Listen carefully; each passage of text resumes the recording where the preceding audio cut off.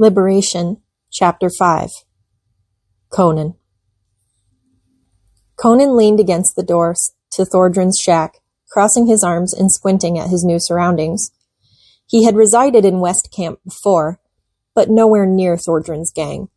Their shacks centered on the man's preferred location, a sturdier-than-average wooden shanty with a solidly hung door, located an adequate distance from the guard towers in each direction, enough not to draw attention.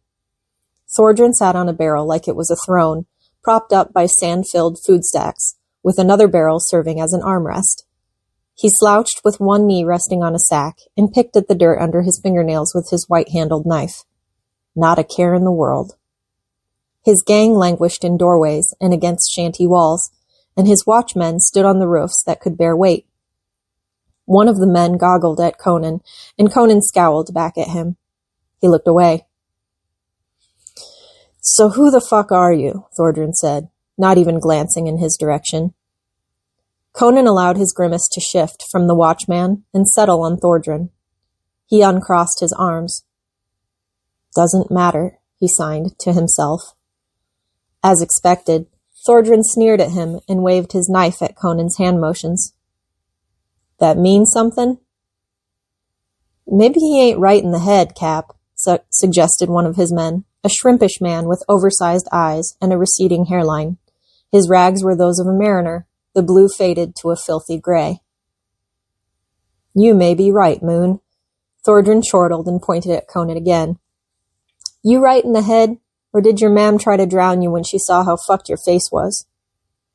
Moon and the other men laughed, but it was a nervous sound, and Konan noticed how sharply Thordrin watched him for a reaction.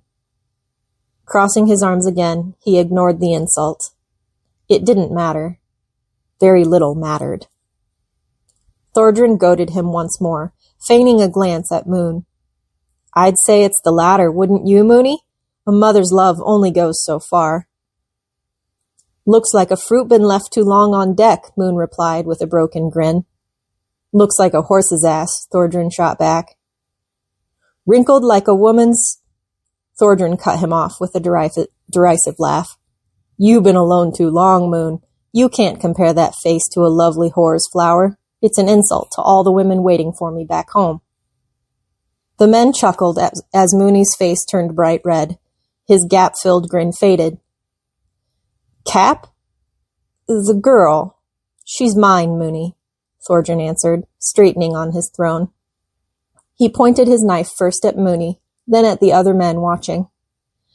"And I ain't one for sharing, unless I have to." He nodded at Konan with exaggerated tragedy. His eyes glittered with cruelty, which he then turned back on his men.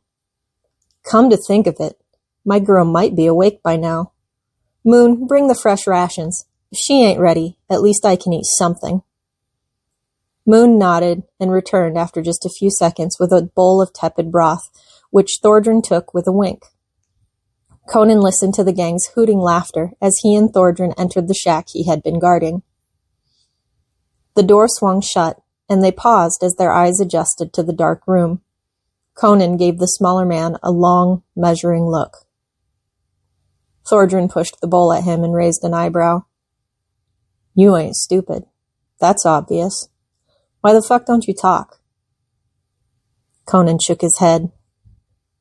"You got a name?" Konan didn't respond. What did it matter? He knelt over the young woman, who lay on a lumpy bed made of sacks full of sand.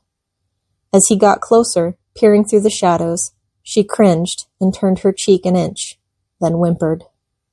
It was a muted response, but likely all she could muster. His examination of her injuries revealed far more than he expected. Multiple broken ribs, severe bruising on her arms, legs, and torso, and terrible marks on her neck and face from the abuse. At least her lungs hadn't been punctured. He didn't know how he knew, but he was certain they were clear. He blinked away a brief flash of Iselin's wheezing, the froth on his lips, the gurgled hacking, then shoved the memory away. This was different. The girl could live. He pushed the bowl to her lips, but she made no effort to incline her head. A violent shaking overtook her body, and her less swollen eye sparkled with fresh tears. Still, she wouldn't look at him. She flinched again as he touched the back of her head and pulled her up enough to drink. Konan fed her slowly. Every other gulp seemed to trickle down the wrong way, for she kept breaking into a weak cough accompanied by moans of pain and spasming in her chest. By the time she finished the bowl, she looked exhausted, and she lay back with a gasp. Her eye, a bright glint in the shadowy room, finally sought him out, lingered on his masked face, then shifted distrustfully to Thordren, who stood over them both with one hand on the hilt of his dagger. "Finally awake, girl? Still hungry?" He produced a sack of dry rations and handed it to Konan. The girl flinched at the sudden movements and let out a sob. Thordren crouched to get closer. "You scared?" he scoffed, jutting his square jaw outward, conveying pure disgust. "We saved you, mage. Show some fucking appreciation." Her lower lip trembled as she looked from Konan to Thordren, then back. She began to cry. The lines of Thordren's scowl deepened, and his narrowed green eyes creased even further. He stood. "By the nethers, I should have let him rape you if you're going to be this annoying. Did you hear me? You're safe with us. We saved you." "You were too late," she sobbed in faltering, over-shallow breaths. She tightened her arm, which had been laid across her stomach, against her ribcage, wincing each time her chest heaved. Thordren's jaw moved from side to side with a grinding sound. He spun and left without another word, slamming the door behind him. Dust motes flew into the air as the entire shanty shook. Outside, the man made a lewd, light-hearted comment about Konan having a moment with the girl, followed by raucous laughter. Conan's own cheek ticked with irritation, and yet his shoulders and neck eased with relief.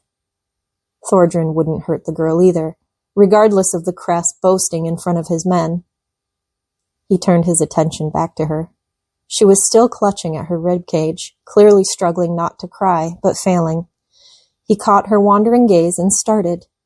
Bright with tears and icy in color, it shone like a diamond in the darkness. The blinding rays of sunlight that peeked through the cracks in the wall seemed to make her iris glitter, and he was reminded of its terrifying shine the night they met. There was such power behind those eyes, such wildness and passion. Were all mages imbued with such unsettling characteristics? Konan realized he was leaning over her, peering at her face, and that she was trying to turn away with the little strength she had. He rocked back on his heels, resting his hands on his knees. The girl stared at him, her brow knitting and unknitting with bewilderment. As he went to stand, she gasped a breath in and whispered, "Please don't leave me." Konan resettled himself and swallowed, his throat suddenly dry. The girl's fingers flickered as if reaching, and, though hesitant, he reached out in response. He paused, clenching his hand in and out of a fist, but then her fingertips touched his. A shiver ran through him, and again he wondered at how her power shimmered out of her like a mirage. Konan wrapped her fine fingers into his, and she clutched his hand tightly. In that moment, she seemed to break. Whatever frail, silken webbings had held her together dissolved in a deluge of tears that trickled to the sand beneath her head. She winced repeatedly, her broken ribs no doubt screaming in anguish every time her body convulsed with fresh tears. The girl's weeping was echoed by a sudden buffeting of wind outside the shack. A sandstorm was on its way. Konan watched her for a while, returning her grasp and sitting quietly.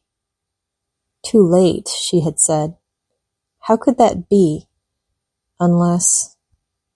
That white-hot anger broiled up in him again, searing through his veins with furious energy. The time between her wagon's arrival and her deposition in the camp had been far too long. Someone, perhaps multiple someones, had hurt her long before Selen had a glimpse of her fine curls and lithe body. There was no one like her in Tahai Mines.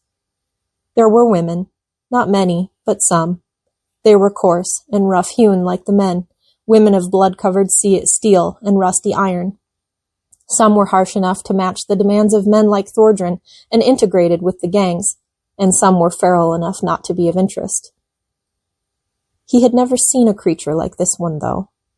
Soft, delicate, entirely out of place in Tahai mines, like a blue-petaled flower amongst craggy rocks. Had this been what Iselin saw the day Konan was dumped into the mines as a boy? Something that didn't belong, that shouldn't have been. This girl didn't deserve the misery of this place, no matter what she had done.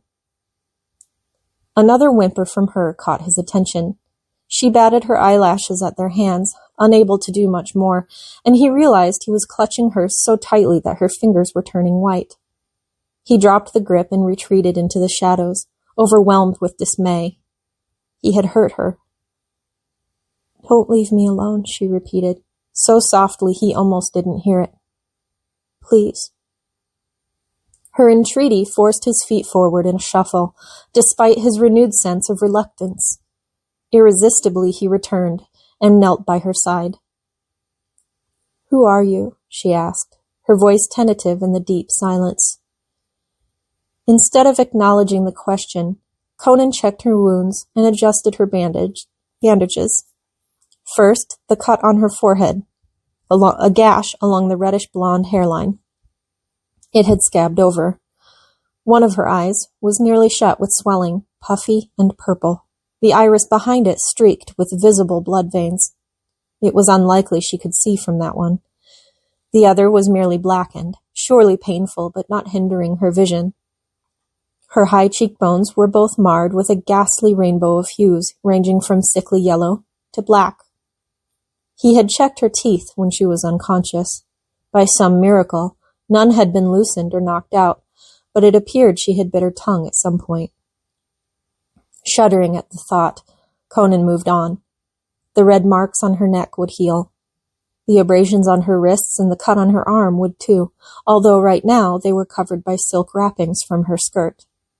He felt her cringe, and when he glanced up, he found her face full of fear once again. It would be necessary to check her stomach, to see if the blackish color had spread. If she was bleeding internally, she might not survive. His scarred cheek and eyelid quivered. He couldn't pull the thin cloth covering down without frightening her. "Forgive me," he signed. He emptied the food sack Thordran had tossed at him, dumping the contents onto a barrel. Stale bread, mild yellow cheese, standard rations. The girl would have trouble eating them until she could sit up further, but at least she had her teeth. Returning, he placed the sack across her chest, then gave her a meaningful look. She seemed to acknowledge him, so he pulled the covers down enough to see her ribs and stomach. Severe bruising again. In several places, the skin was obviously swollen and tender to his probing touch. The black spot on her stomach hadn't changed, and Konan was satisfied she wasn't bleeding further inside. Her taut stomach shuddered with her cheers, and he pulled the cover back up, torn between shame and necessity. "Forgive me," he repeated, signing. That only earned a strange look. "Thank you," she whispered, sounding unsure. Nevertheless, she strained to raise her arm, a movement which showed only as the quivering of her weak fingers. Konan took them and placed her hand back on her abdomen, and the slight tightening of her hold told him to remain there. The wind continued to howl outside, and it didn't die down until she drifted off to sleep.